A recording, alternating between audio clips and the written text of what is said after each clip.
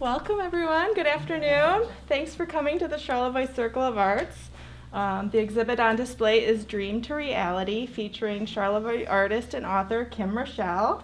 And Kim is here today to talk to you a little bit more about her work, specifically mythology, and I'll let her take it from here. Thank you. Thank you, Welcome, Sarah. Thank you. Thank you all. And I want to thank everybody. I want to thank the Circle. I mean, the show is called Dream to Reality, and it's been a dream. It's still a dream. If I totally wake up to it, I'm pretty sure I'll just fall down. And I won't be able to do it. But I still believe it's a dream, so we're okay. So I wanted to talk today specifically. What's Leilani say? Louder? Louder. Oh, okay. This is one of the funny things in the first video, is that I will interact with you, and I'll look really bizarre on camera because it can't spin around and see what I'm looking at, but thank you. So, this specifically is about, they're all overlapped, interchangeable. I left off on Friday because I was so choked up I couldn't hardly speak. And what I had planned for my last statement fits in perfectly with this theme, which is how it all works. It all kind of blends together. And my first emphasis today is on what is sacred. So the whole show is about why we believe what we believe. So why do we believe a thing is sacred? That's the question. I don't have answers because I don't believe in answers, not in that hard, tight, confined sense of the word. Because I think it's all a quest. I think it's all an interpretation. And I think that's the point. As long as we keep asking the questions and going on our quests, our vision quest, and imagining, then I think that is more of an answer than an answer. I think it's more inclusive of all possibilities. So, what I was going to say on Friday, at the close, was about the color magenta, which you can tell is one of my very favorite colors, likely my favorite color. It's what people say they see when they see auras in mine. I have a picture of it that's supposed to be scientific proof that's true, over at my drawing table that is magenta. The thing about magenta is that it doesn't exist. Not by science, not by the light waves. You know, all colors are a spectrum of light waves, and ultraviolet on one end and infrared on the other. It might be like that. Is it like that? And they can't meet. They can't meet, and that's what magenta is. So it's the violet to this end and infrared to this end, and they can't be a joined light wave. So what it is, when we see magenta, and we see magenta, I mean, it's as real as you think violet is or you think green is, right? But it's our brain interpreting it. And our eyeballs are part of our brain. All the data that we receive comes through our eyeballs. And what we all agree as colors is a very tiny slice of what is there in these light waves. So, from the beginning, very early on, I was taken by black-eyed Susans. I lived out in Norwood. My dad was an idealistic man who believed we needed to live. He was a tool and die man, but he was still an idealist who believed that we should live off the land, his children should know where food came from. It should be a sacred experience. We should have interaction with life and death to nourish ourselves, that we should know what that all meant.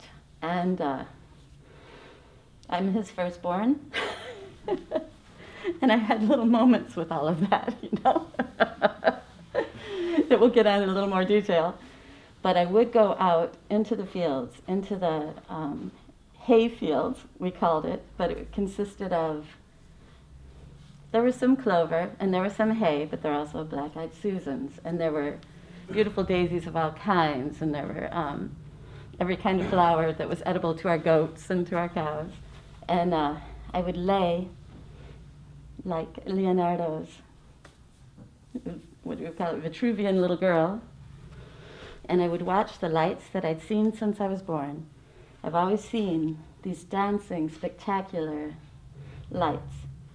And I would watch the butterflies and watch the dragonflies and every kind of thing. And I would watch them mingle. And those were my first notions of what fairies might be. And what that kind of energy might be is the mingling of energy, consciousness, maybe, lights, for sure, colors beyond what my eyeballs were seeing, and the beautiful bugs, the bugs of the butterflies especially, the monarch most of all. Pretty clear how I feel about monarchs, because they're so feisty, they're so powerful and stubborn, so I could relate to them.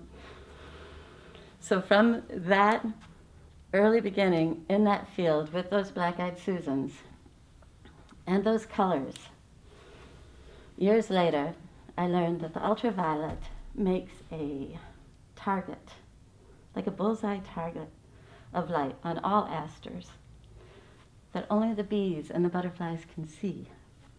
So it's there, but we can't see it. And that's how they zoom in right to the center. And they then can gather their pollen and mix it all up so that more asters can be created from the yin and yang.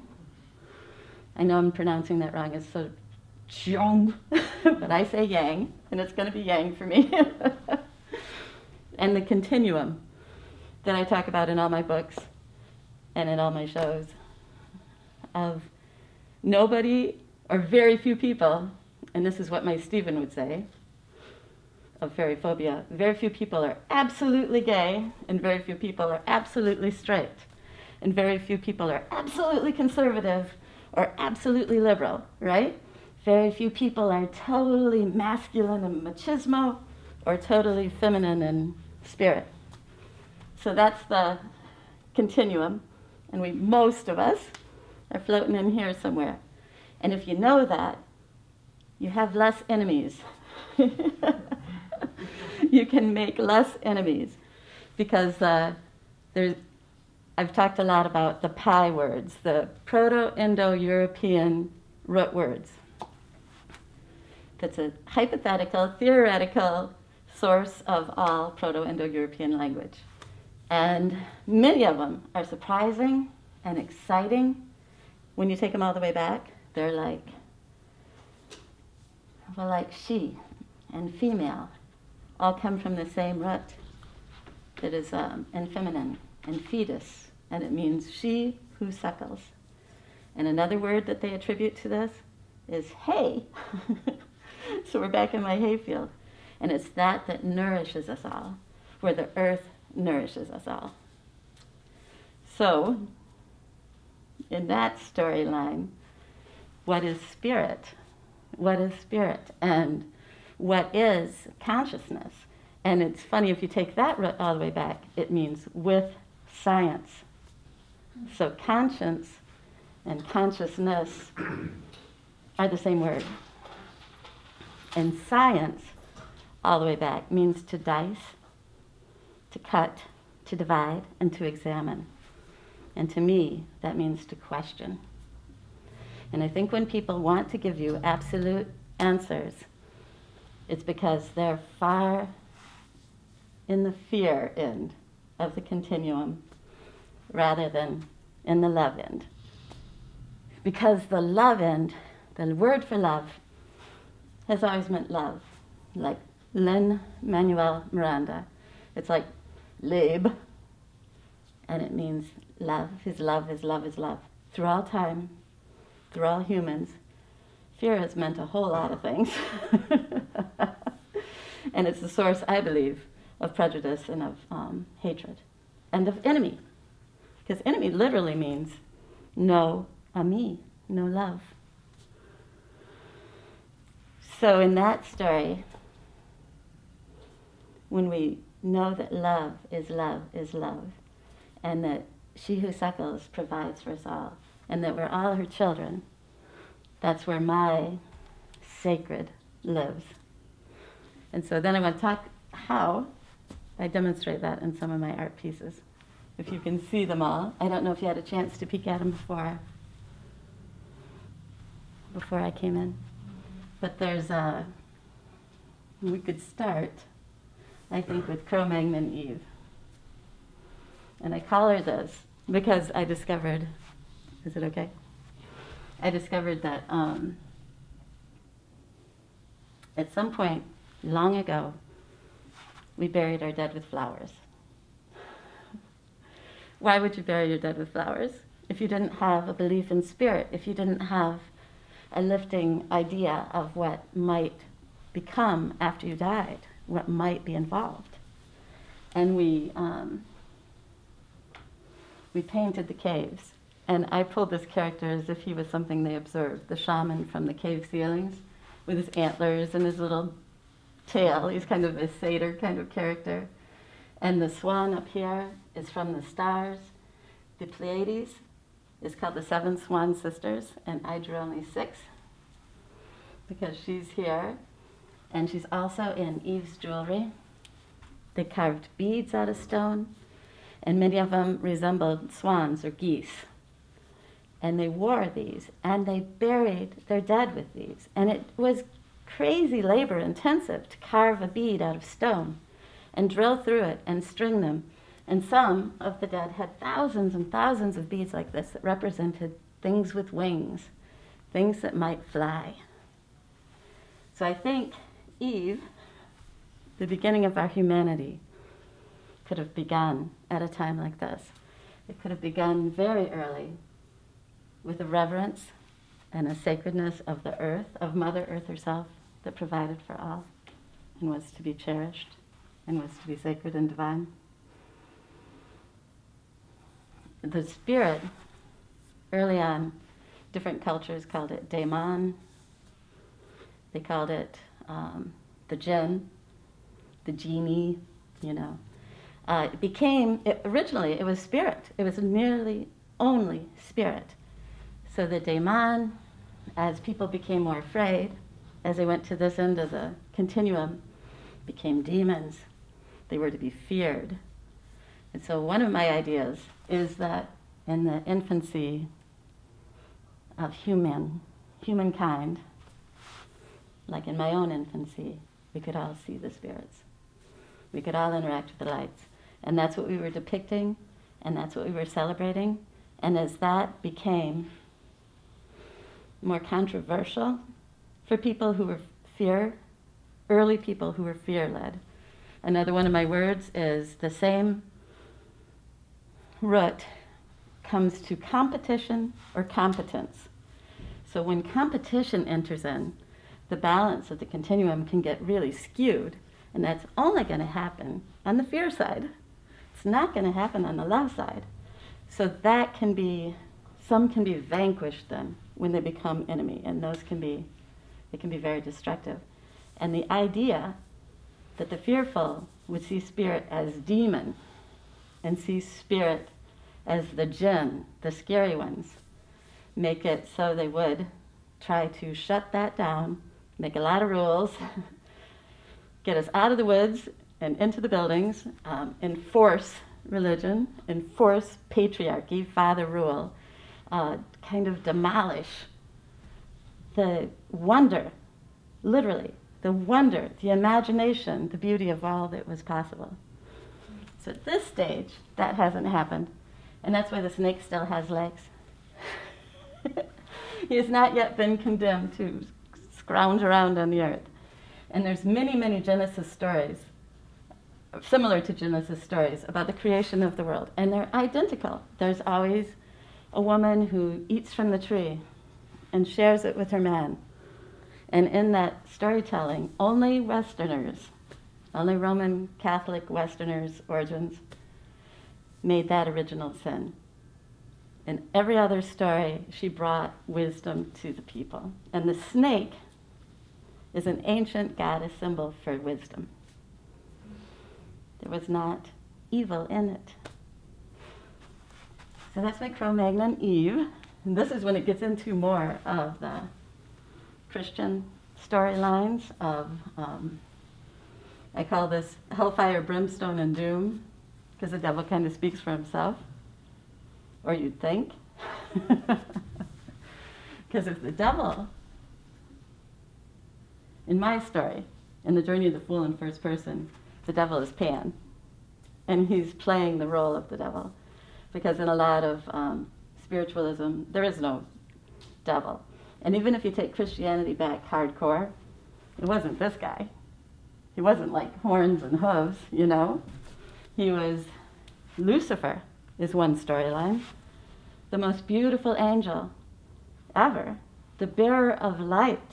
And when he disagreed with Yahweh's belief that the angels should bow to the humans, and he held the humans in such high regard in this story, then he fell to earth, and he took a bunch of the angels with him. And in some old stories, those are daemons, right? Without the later meaning of it.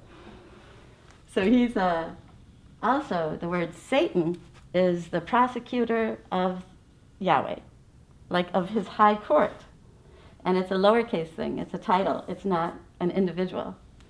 So those things all came later in interpretations and in rescribing of things. And just like we don't really see magenta, we're interpreting all of that. Our brains are taking in what might be beautiful, holy downloads, but we're throwing our fear on it, and we're throwing all the colors that we can't see away, and we're taking what we think has to be the hardcore answer to things, and we need an enemy.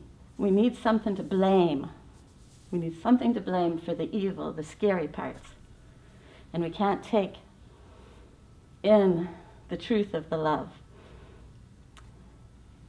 I hold a belief that was taught to me by Elaine Groman, who writes stories about angels and stories about spirit, and taught me sacred geometry, where she says, light and dark are not an equal thing.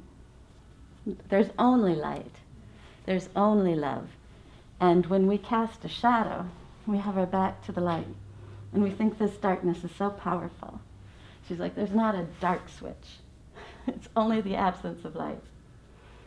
And I think that is, when we get really terrified, that's a thing we forget. There's always this beautiful portal. There's always this rainbow of hope and promise. There's always this way to leave the darkness and move into the light. And in my Banshee, along with the black-eyed Susans, the light and the dark are just on the continuum of the spectrum of colors and lights. So the colors that we can't see, I believe, are the feminine colors of the magentas and of the other colors like that.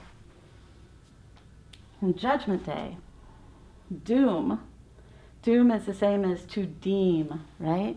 So doomsday, Judgment Day, it's become this terrifying thing. And in my story, the sun is taking the fool to Judgment Day, and she's fighting. She's like, I'm not ready for this. And the sun, who happens to be my son, depicted over there, the sun says, you have nothing to fear. We have nothing to fear. You are who you are. You have no shame. You are as you were created to be. You have fulfilled that. And my fool, in my story, in first person, says, speak for yourself, boy. But it's still what I believe. That was just good for storytelling. And these stones are the the cairn of the dead, the holy, the sacred, the sacrament. And they are the same stones that have fallen from the tower. When I read the cards for people, these are the cards they're afraid of. But these two both mean transformation, metamorphosis. So if you're living of the light, if you're giving of the light and receiving of the light, these aren't so scary. I know the imagery is tough, and when I throw a tower down for somebody who's paying to have their cards read, I start explaining right away, or death for that matter. But the tower, particularly, and it makes it difficult to read, is unexpected in nature. It's a thing on our path. It's a thing that we repeatedly bang into as we're trying to go ahead and go journey where we need to go, quest where we need to quest. We run straight into that tower. We crack our heads on the stones. It's a miserable, terrible thing. And there's a day where we've hit it so many times, and we've stopped in our path so many times, and we kick it, and we scream to the heavens. And there's a day that lightning strikes it, and the earth quakes, and the tower falls down. And you think, is this what I wished for? Is this what I prayed for? But it literally is. It's just a change like that is going to be so catastrophic in our experience, so dramatic, so noisy. So when it all falls down, as it must, or we're just going to keep cracking our heads against it forever, and all the dust settles, and all of the silence descends again on the land, we can see our way. We can climb through the rubble, and we can find our path again, and we can see our way clear. So it's actually a very positive card. It's a moment of epiphany. Like, what is important to me? What matters to me? And death. Death is actually easier for me to read because it's truly transformation. And if you have any belief system at all, and the person that you love has died, you know they're okay. You know it is a transition, it is a transformation, it is a thing to. Celebration is hard initially, but in an honest place, there's good grief. And good grief can only come when we've loved deeply and we've been loved deeply. And that's not over on the scary side of the scale. Good grief means this is important to me, this matters to me, and I will weep in my love. And I think that is where death is a beautiful thing. Death is a thing that we can know as part of the continuation of things. Lion King, right? The circle of life, the continuation. So those are the scary cards. And see, they don't have to be that scary, but we do have to have courage. And courage is another one of my words. And Brene Brown actually gave me this one of, it's what we feel in our hearts. Core, C-O-R, core, means heart. And it's the same word as core of an apple, but that actually means heart. And so if we have the courage of our hearts, the love in our hearts, then we can face all these extreme challenges. We can decipher. We can look through and see that it's just a crazy agricultural little guy dancing in the fields with the same black-eyed Susans in the same ultraviolet light. And if we have to put a face of evil on it, that's something that's sourced from in us and in our own fear and in our own upbringing and in our own culture. So that kind of brings me back to, it's funny because you know my dad, Andy Allen is here, who knows my dad. But with his best intentions of raising me on that pretty little gentleman's farm, is that I can't eat meat now. And for many, many years, I tried really hard to eat meat. I knew what he was doing was right. I knew that was my culture. I knew that's what I was supposed to do. And and luckily he didn't actually, we had steers. We had 2 steers I was in the field because every 2 years, one of them went away. So they alternated. And they went in the freezer. And lucky for me and Dad, and our continued relationship, is that a truck came and took one of these guys away. And it came back all wrapped, and we put it in the freezer, and it was all. But I knew. And those were the same little guys that I'd bottle fed, that I'd cuddled, that I'd loved so. The chickens. I couldn't do the chickens because I was the egg gatherer. And that was fabulous. I was the milker of the goats. That was fabulous. I would take what they would give freely. I could, like the fruit from the trees, right? But I couldn't take. I did not want to take their lives. And I did not want to consume it. But I did, because I was a good little daughter, and I tried my hardest to do it. For many years I did. And I didn't want to be a problem to people with that. And it was in recent years with stepdaughters that were vegan and vegetarian, and me cooking for them, I allowed myself to become more and more who I truly am and how I truly feel about things. And I was watching, it's that Explained show that's on Netflix. It explains everything, everything in the world. And it was talking about lab meat. I see the faces, right? And I was so excited. I was like, so excited. Like, I love steak. I just can't swallow it because I'm seeing those eyes and I'm seeing those eyelashes, you know, of these critters I cuddled and played with. I mean, we bounce around, right? And in the story on TV, they were talking about that exact reaction that I just saw in you all, that repulsion. And the guy is talking about the technology and how it's identical, down to the cellular level, down to the atoms. To meat, it's meat. Meat is meat is meat, like love.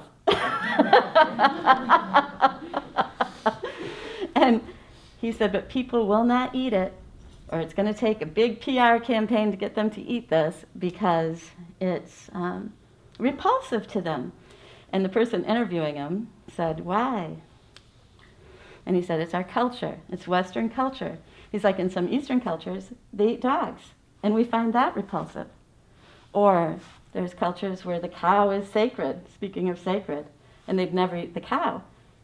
But in our culture, this is repulsive to us, the same way as if we were to eat a dog. And I had one of those noisy epiphany moments where it's like, it is the same. For me, it's the same. It always has been the same. And I've always just swallowed it down. And I would be so grateful if they got the lab meat out there that I could eat. That I hadn't named and fed with a bottle. And then you get into like sacrifice, like the terrible sacrifices that you hear about in ancient cultures. Well, those were definitely to give to the deity, and that's the same root, obviously, as sacred. But it was a big feast day.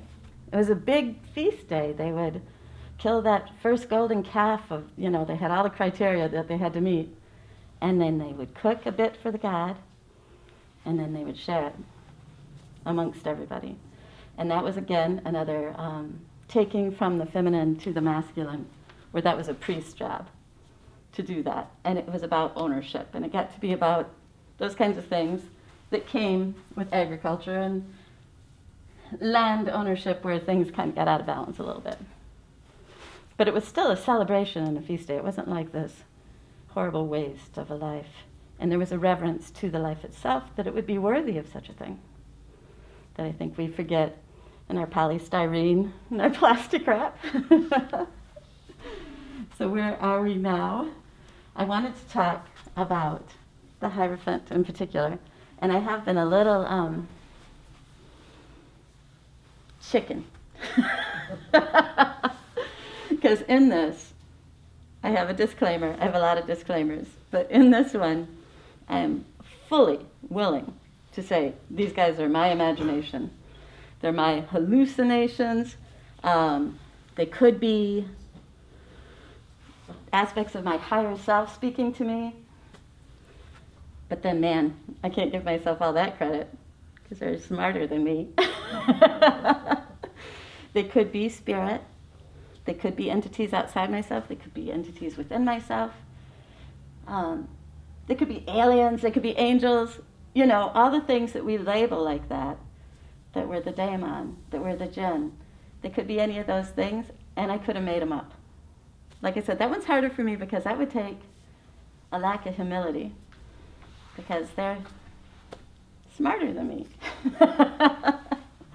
So in the Hierophant, classically in the cards, the Hierophant means like the Pope card, the one with the dogmatic knowledge of religion, the authority.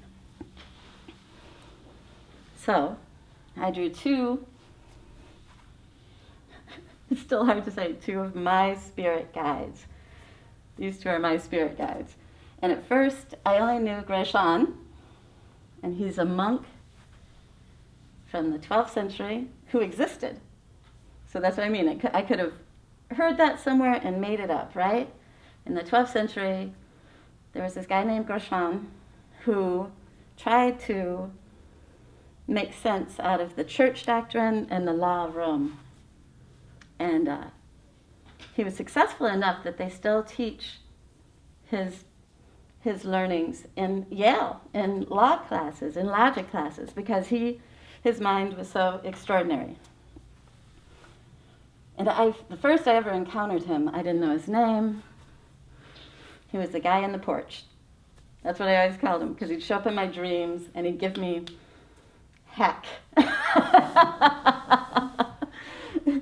And one of the times, in one of my dreams, he said, "You should be the happiest of them all. So why do you continually make choices that make you unhappy?" And while we sat there, I was looking out on what I knew were lights, the lights from my babyhood that were pretending to be flowers. And they were moving, these beautiful colors, moving in this invisible wind. And the invisible wind, the word spirit, means wind. And it means that all the way back to the Proto-Indo-European. And so when we are inspired, we're breathing in spirit. And when we expire, death, we exhale. We breathe them out. And the words hail have that same kind of meaning too. Whole, holy, heal, health. They all mean the same thing. So when I was sitting there with my lights and in this reverie, in my dream, I was there. I could smell it, taste it, feel it. And it was where the colors are more than we can perceive in this life. And the beauty was more than we could ever contain in this life. And it felt very much like heaven space to me. And I'm sitting on this ornate, pure white porch. And he won't shut up. And I'm trying to hush him down. Like, look at this. What could you be saying that could be more important than this moment of beauty and light? And he said, again and again, you need to be happy. You have to stop making choices that make you unhappy. And I'm like, I'm happy now, and you're really wrecking it. And he said, for you, it is a matter of fecundity, which I didn't know what that meant. And all the more annoying, right? Because then he has my attention like fecundity, and he said, it's a simple matter of fecundity. And nothing, no explanation. And I'm like, I don't know what that means. I do not know what that word means. So he spelled it for me, and he woke me up, like jarringly woke me up. And I'm in Seattle, Washington, at my friends who are going to come here at 2 o'clock to see the show, at my friend's house in Seattle with my first husband, and who's a geologist, a scientist, and not thinking consciousness. And an agnostic, verging on atheist, who is very much annoyed with my curiosity, which is the same as cure, the way holy is to heal. And I contemplated whether or not to wake him up. But I was so charged up that I couldn't help it. So I woke him up and I'm like, what does fecundity mean? You have your master's degree? And he said, I do not know. And so I told him about the whole dream, thinking he might get mad at me, but he didn't get mad. So we're creeping around my friend's house as guests, looking for a dictionary, right? And we're tiptoeing around the house. And I won't tell you that we were naked. And he finds this giant dictionary, sits in a chair, turns on the light, pulls me into his lap, opens it up, finds fecundity, and he reads out loud, and it's like, to be fertile, to be creative, to be procreative, to produce. And he dropped it. And it made an enormous bang in that silent house. And he said, I don't know much about this blank, S word, scooter. I don't know much about this crap scooter.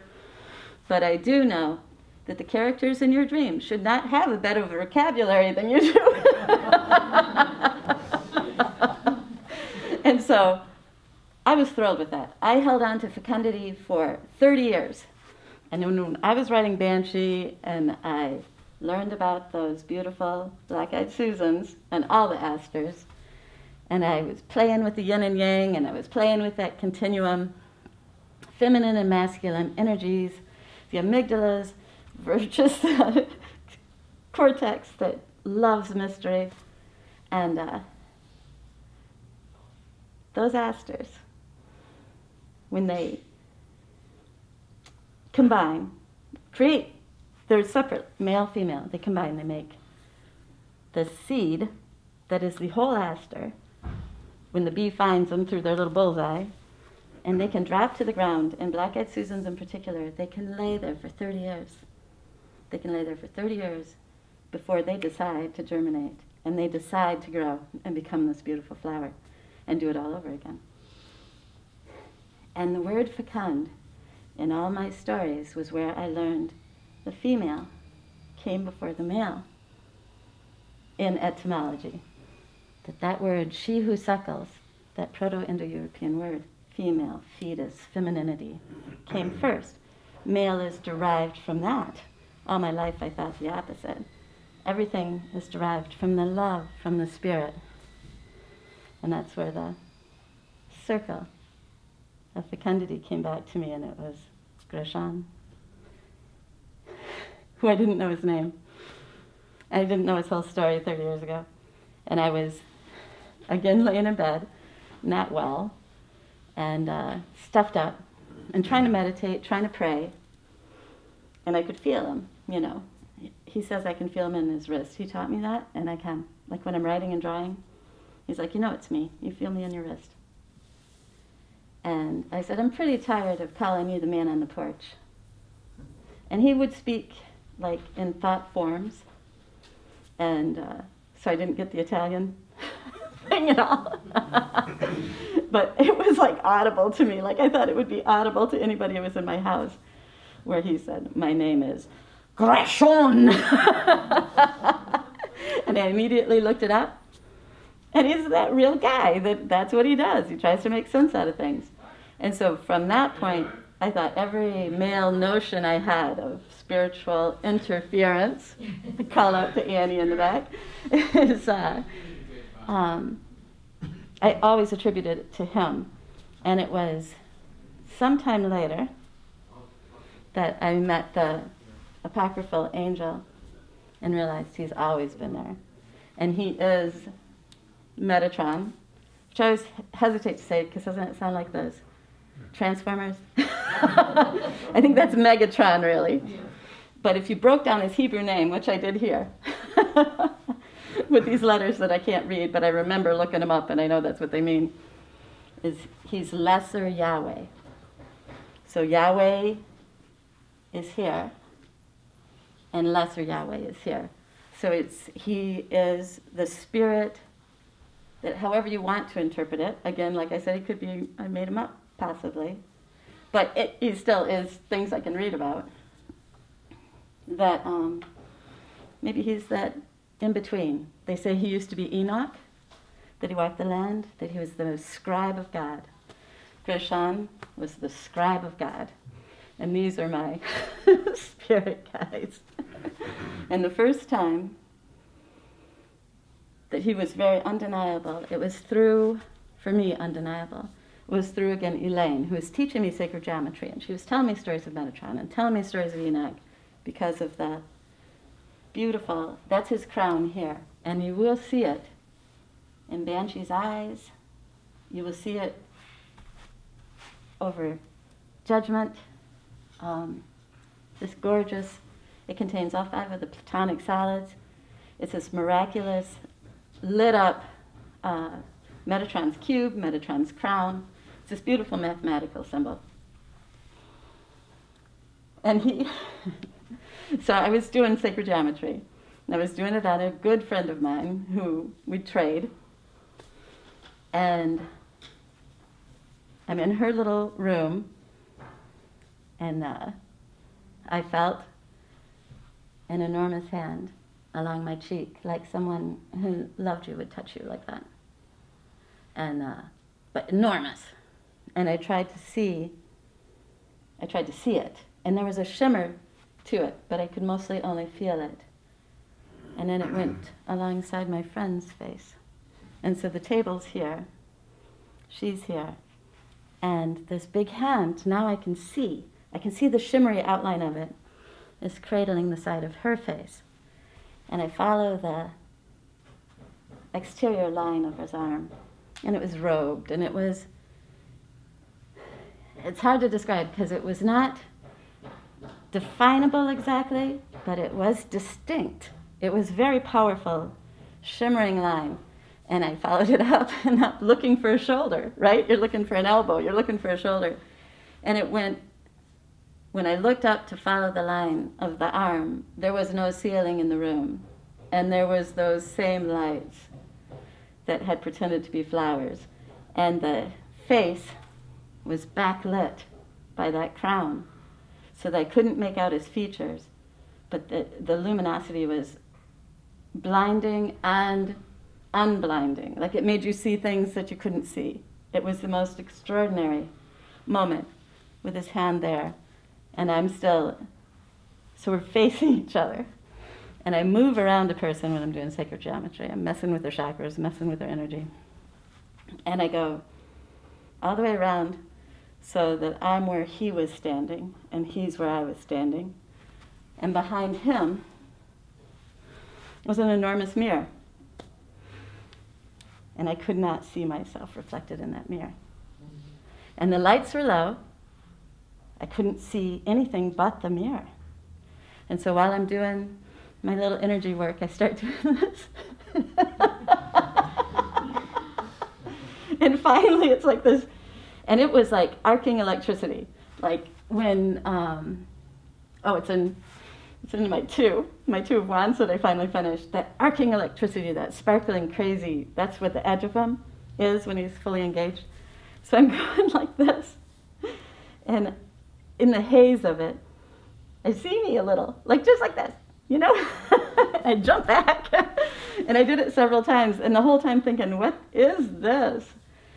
And so then I tried to look up at him and see him, and in my heart and mind, I spoke to him as if he were Grey Swan. And I asked him, are you an angel?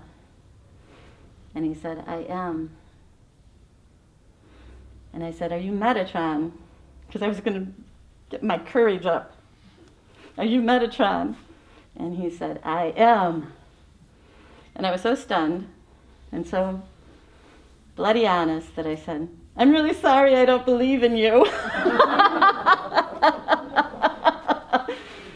This is what I say. This is why I'm the fool, right? So I'm looking up at this incredible being, and I'm like, I'm really sorry I don't believe in you. And I could feel his smile because I still couldn't really see his face at all. And he said, it does not matter what you believe. And I carry that with the fecundity.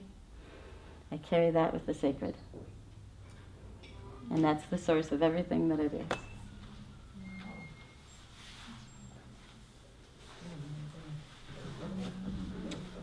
Thanks, guys.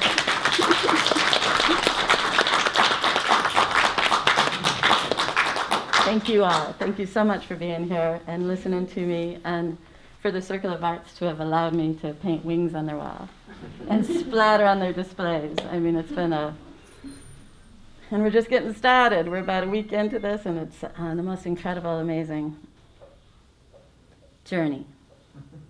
Thank you. Thank you all. Thank you.